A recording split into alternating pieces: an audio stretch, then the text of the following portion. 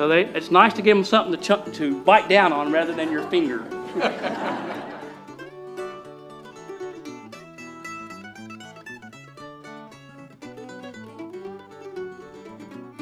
For my professional career, I am a biologist. I teach biology at Concord College. Almost all of my teaching is centered around my research, and birding is part of that. I teach special classes in bird biology called ornithology, and bird evolution, for example, bird morphology. So a lot of the anatomy teaching that I do examples are bird related. If you want to feel it, folks, when I bring it around, you're welcome to. If you want to feel the band, you're welcome. Bird banding is a mark and recapture technique. It means you mark them and see how many you recapture, the ones you previously captured or caught the first time you did it.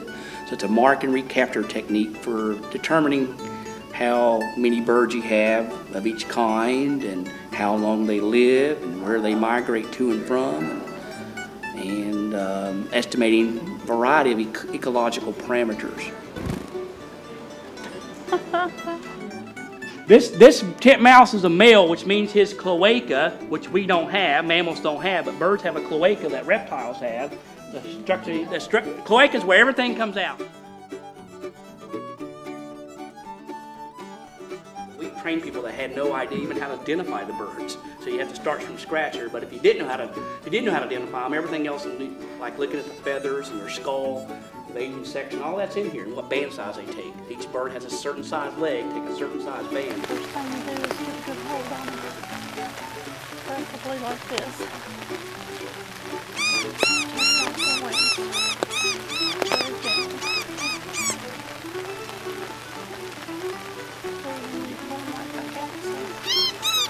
And as soon as possible, you always get them like this.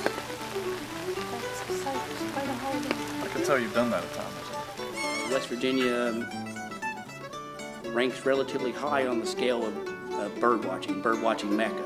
A lot of folks flock to West Virginia to the Appalachians. This is a resident bird. She lives here year-round in the forest here in West Virginia. It's a forest bird, feeding under insects that go up and down the barks of trees.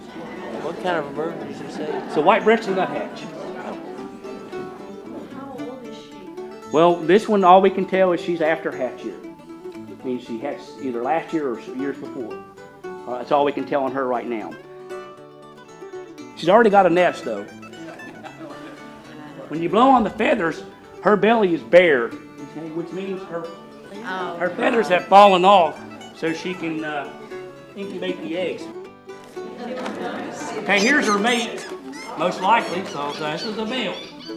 He's got black on the head. Female has gray.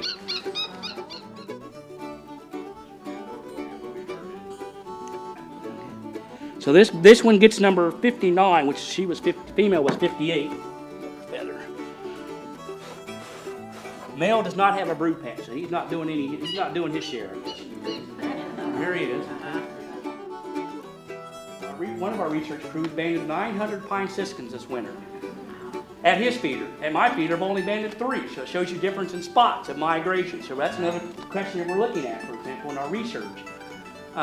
Those pine siskins are loaded with fat all down the abdomen and in the furculum here that I was talking about, indicating there's ways of scoring at how much fat they have. They need that fat to migrate at night.